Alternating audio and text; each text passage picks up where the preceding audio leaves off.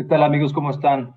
El Grupo de Puebla y el Foro de Sao Paulo están trabajando mucho de la mano para defender la revolución de Cuba, pero también para presionar a Estados Unidos en que invite a todas las dictaduras del continente, específicamente son la de Venezuela, la de Cuba, la de Nicaragua, a la cumbre de las Américas que se va a llevar a cabo en Los Ángeles, California, en junio próximo. Y para esto parece que una de las personas que han designado para que vaya tejiendo fino desde las izquierdas, con las izquierdas, para facilitar estos objetivos es el presidente Andrés Manuel López Obrador, presidente de México.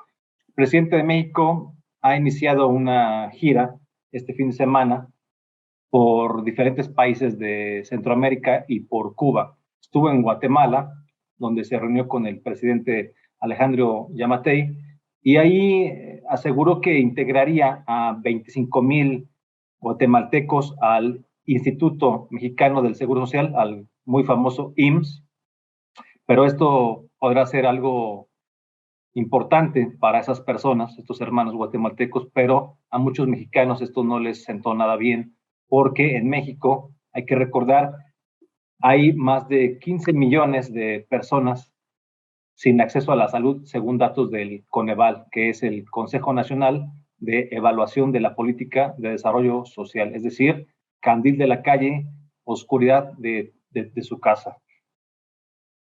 También en Guatemala, López Obrador se quejó del gran dolor y la muerte que causa el fenómeno de la migración, que era en mucho el eje conductor de su gira, ¿no? El tema principal de su gira, aparentemente.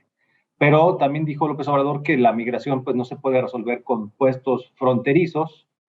Sin embargo, él desplegó 10,000 soldados en la frontera sur para contener justamente la llegada de migrantes centroamericanos.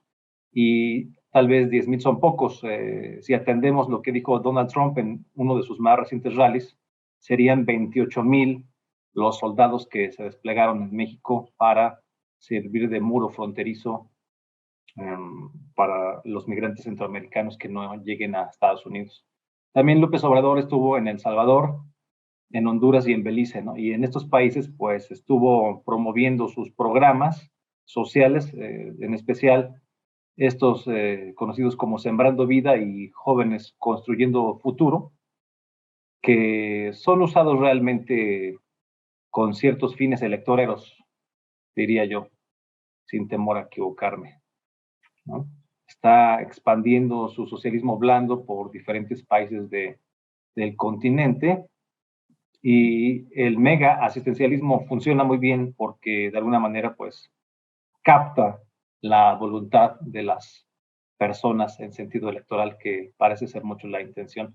Todos sabemos perfectamente que con ningún programa social se puede resolver el problema de fondo de la pobreza en el continente, porque las dádivas no hacen que la gente trabaje ni activan la economía, son solamente regalos del gobierno que son tomados de los impuestos de los demás que sí trabajamos.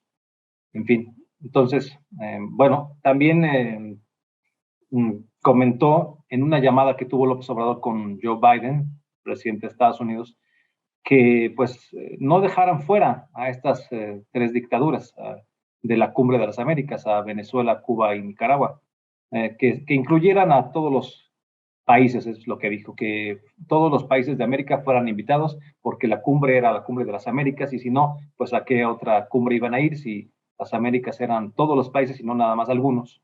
Y bueno, le responde Joe Biden que lo va a pensar.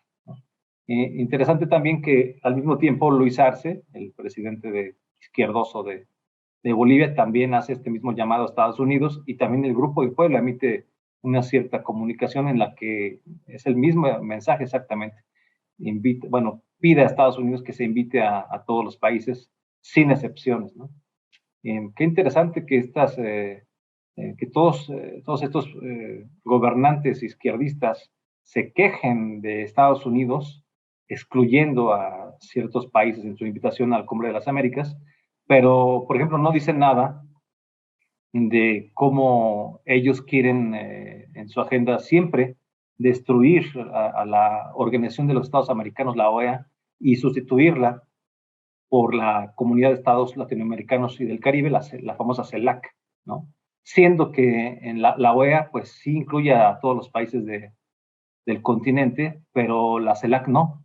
La CELAC no incluye a Estados Unidos y no incluye a Canadá. Ahora también ya recientemente, en el 2020, a inicios se sale Brasil porque, por obvias razones, ve que está totalmente dominado por el socialismo. Es un bloque socialista que han ido tejiendo, en el que ha tenido mucho que ver el trabajo de López Obrador, que estuvo al frente de la CELAC el 2020 y 2021. Toca un año a cada país, pero aquí, por supuestas razones relacionadas con la pandemia, se queda 2 años, ¿no? Y interesante ver cómo la CELAC pretende siempre destruir la OEA y sustituirla, porque dicen que la OEA es muy dependiente, muy cercana a Washington, y bueno, pues seguramente por eso quieren mejor ellos hacer su fiesta aparte, sustituirla por la CELAC, en donde no está Washington.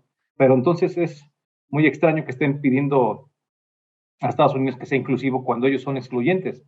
Son excluyentes y no lo dicen, pero son totalmente excluyentes, ¿no? Por cierto que, para que vean a qué grado está controlada la CELAC por este bloque socialista hispanoamericano, vimos que después de López Obrador, al frente de la CELAC, vino Alberto Fernández, pero no nos enteramos por la CELAC directamente, sino nos enteramos días antes, porque el Grupo de Puebla emitió también una comunicación en la que decían que apoyaban a todos a Alberto Fernández. O sea, las decisiones de la CELAC se toman en el Grupo de Puebla.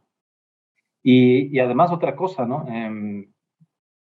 Alberto Fernández pues usará este liderazgo al frente de la CELAC durante 2022, junto con su visita a China, para hacer su campaña a la reelección en el 2023. O sea, está al frente de la CELAC, va a China, se presta, digamos, a firmar la nueva ruta de la seda, se regresa con 20,000 millones de dólares para construir mucha infraestructura, algo nuclear, plantas termoeléctricas, infraestructura de comunicaciones, en fin. Pero realmente esto hará, pues, flotar, ¿no? Será un respiro para la economía argentina y le servirá sobre todo para hacer su campaña a la reelección, ¿no?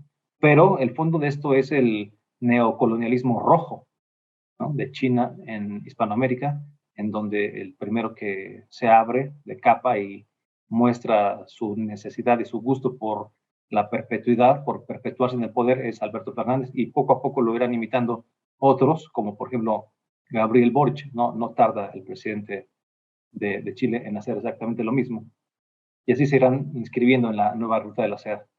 Pero bueno, regresando a lo del viaje de López Obrador, vemos que el fondo de este viaje de López Obrador por Centroamérica y Cuba, pues básicamente era tratar de unificar un criterio, formar un bloque para llegar fuertes, unidos, estos izquierdistas, a la cumbre de las Américas en Estados Unidos. Básicamente eso. En Cuba también no quiero dejar de mencionar que López Obrador hace un llamado a, a una nueva revolución socialista que revitalice la actual revolución socialista de, de Cuba, ¿no? Interesante porque siempre está pidiendo un respeto a la soberanía cuando se trata de Estados Unidos, ¿no? Que nos dejen a los mexicanos en paz, que no se metan en nuestras decisiones internas, pero él sí es capaz de ir a Cuba y inclusive mencionar que, pues, que admira a Fidel Castro y que con todo respeto para la soberanía, pero que Estados Unidos no debe tener un bloqueo. Es un mito todo esto del bloqueo, porque Cuba tiene tratados comerciales con más de 90 países y es todo un cuento, una cuestión realmente de la mitología izquierdista. Entonces, interesante que López Obrador haga también un llamamiento a que se termine el bloqueo y a una nueva revolución socialista. Esto va mucho en la línea del foro de Sao Paulo, que por cierto estuvo sesionando en La Habana justamente a inicios de mayo de este mes, en el Encuentro Internacional de Solidaridad con Cuba. Ahí, como lo escriben ellos mismos, el Foro de Sao Paulo, 1,058 participantes de 54 países emitieron un comunicado en el que llaman a una movilización internacional, pero no para defender la libertad en la isla, no para defender la democracia, ni para defender una economía libre, mucho menos para buscar la liberación de los presos políticos, que son muchísimos, sino para defender al socialismo, ¿no? Así lo expresaron, dijeron, convocamos al mundo a movilizarse en defensa de la revolución cubana. Entonces, aquí vemos cómo van coincidiendo todas las fichas, cómo está trabajando en conjunto el Grupo de Puebla, el Foro de Sao Paulo, y cómo está coincidiendo con esta agenda, tejiendo una unidad izquierdista López Obrador para llegar finalmente a Estados Unidos a tratar de imponer una opinión fuerte de izquierdas y seguramente encontrar un acuerdo con los demócratas que estén ahí representados en esta cumbre.